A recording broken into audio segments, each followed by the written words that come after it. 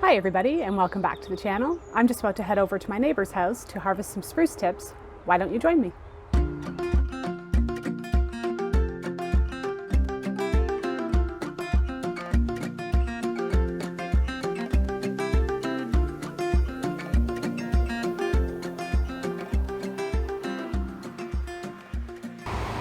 So I'm a little bit late getting them this year, but this is a spruce tip. And ideally I would have liked them when they were just a bit smaller and they still had that little papery sheath on the end. But I just tasted one and it still has that delicious lemony citrus flavor that I'm going for in terms of harvesting spruce tips. So see this one down here? That's a little bit smaller and more immature.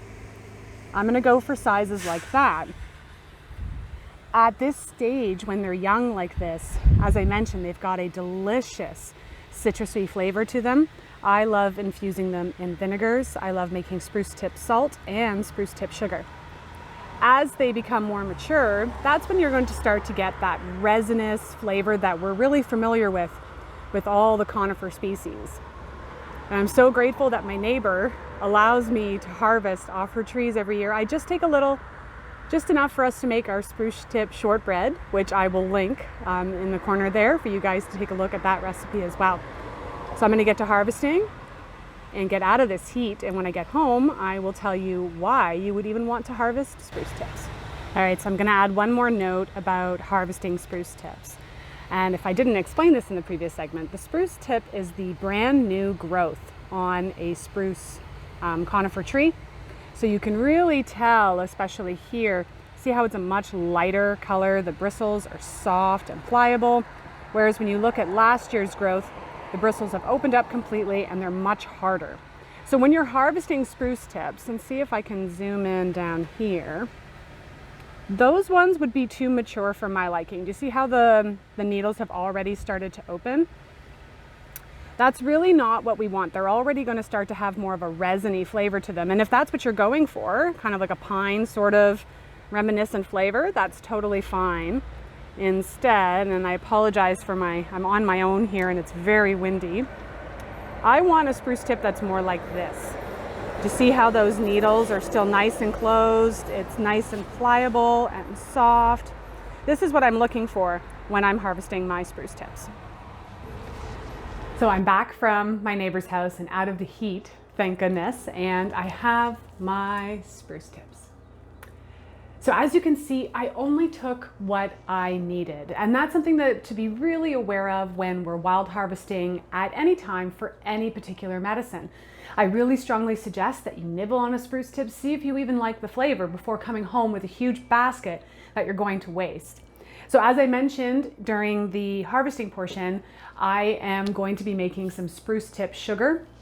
I'm going to have a link to my blog post below so you can check that out and learn how to make spruce tip sugar, salt, and I believe I have lacto fermented spruce tips too. And I'll make sure I'll also post a link to the spruce tip shortbread recipe that we love to make every year. So for that, I'm only going to take a cup, and the rest I'm going to use to make an Oxymel. So I'll remove these and then we can get to making our Oxymel. So just some bits about harvesting the spruce tips that I forgot.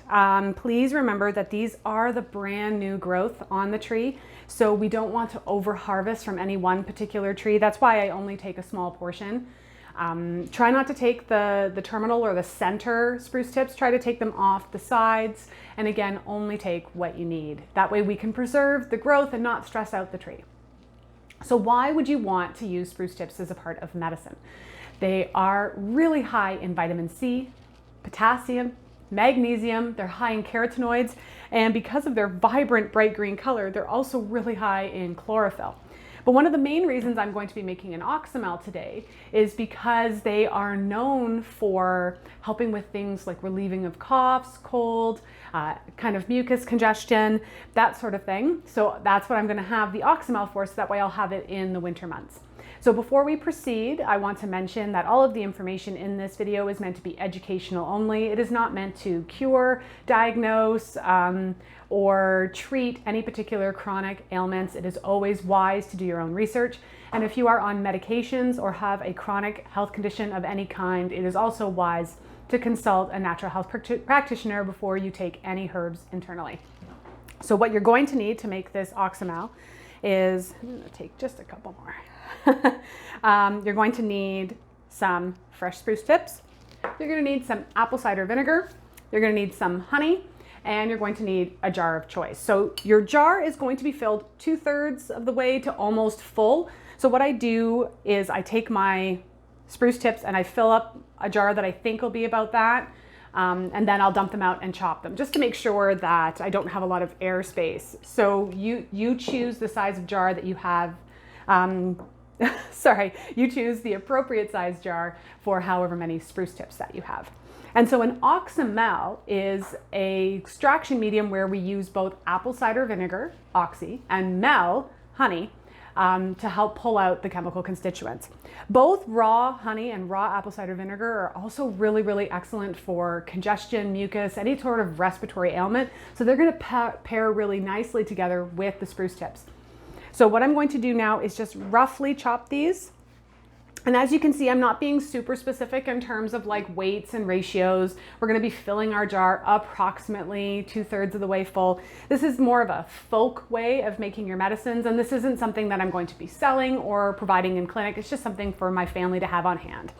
So I'm just going to roughly chop these. And the reason why we chop herbs, in case you were curious, is it increases the surface area in which the herbs come in contact with the menstruum. The menstruum is the substance doing the extracting. So in this case, it would be the honey and the apple cider vinegar.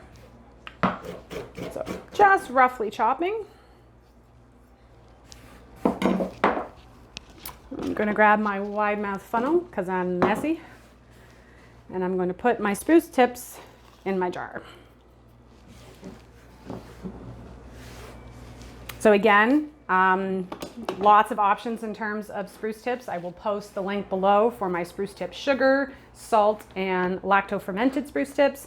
You can also make a vinegar using the same techniques for any of the vinegar videos I have on this YouTube channel already, such as dandelion vinegar and my chive vinegar.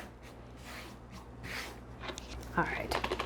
So I'm a little tiny bit short. Actually, that's not bad. About 2/3 of the way. You can also go all the way full if you'd like. So the first thing I'm going to do is add my honey. I know Herbalist is complete without their ginormous jar or jug of honey. I'm blessed to have a good friend who is a beekeeper. He always keeps me in honey. So you want to fill about 1/3 of the way.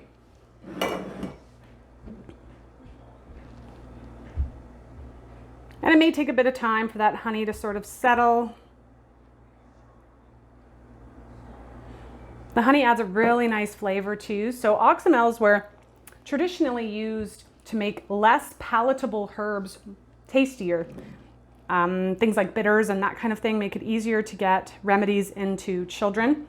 But when it comes to respiratory remedies, I often find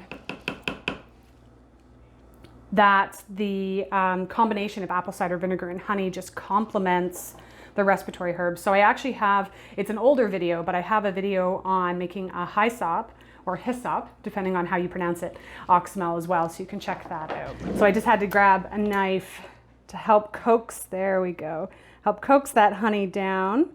So for my friends who are diabetic, feel free just to make a spruce tip vinegar. You can still take vinegar in the winter months to help with things like coughs and colds. For those who don't like to use honey, no, I have not used maple syrup. I get that question a lot. One of the main reasons that I haven't is cost, but also so that way I am uncertain as to shelf life or the ability of it to extract. Honey really is the best option in terms of an Oxymel. You probably could use something like organic cane sugar, but it's not going to have the same medicinal benefits that raw honey has. I would definitely avoid using any commercial sugars like white sugar or anything like that. So if you don't want to use honey, my suggestion is to just make a vinegar. And so now I've got my honey in there, and I'm just going to top up with my raw apple cider vinegar. And if anyone has ever used maple syrup before, leave a comment below. Let me know. Let me know about shelf life and how well you felt it extracted the medicines you were trying to extract from your herbs. So in terms of shelf life, this is probably going to last about a year. You're not going to have the same shelf life with an Oxymel as you would a tincture. So I definitely suggest that you only make an amount where you think you're going to use it up in the winter season that you plan on using it in. There we are. It's all topped up. And so what you want, if you're using a jar like I am, and then like a mason jar lid, you're going to want a piece of parchment to prevent the apple cider vinegar from corroding the lid on top. And then you just screw your lid on, and you want to give it a really good shake to incorporate the vinegar and the honey together. You're going to want this to sit in a cool, dark location for about 4 to 6 weeks before you strain out your herbs. You could allow it to sit longer, but in order to ensure the most potent medicine, at least 4 to 6 weeks. And then, of course, always label your jar so you know what you're taking. In terms of dosages, this is also a tricky area. I'm not allowed to provide any medical advice of any kind. However, what I can tell you is that we often use about a teaspoon or so, but please do your own independent research on that one. Spruce Tip Oxymel.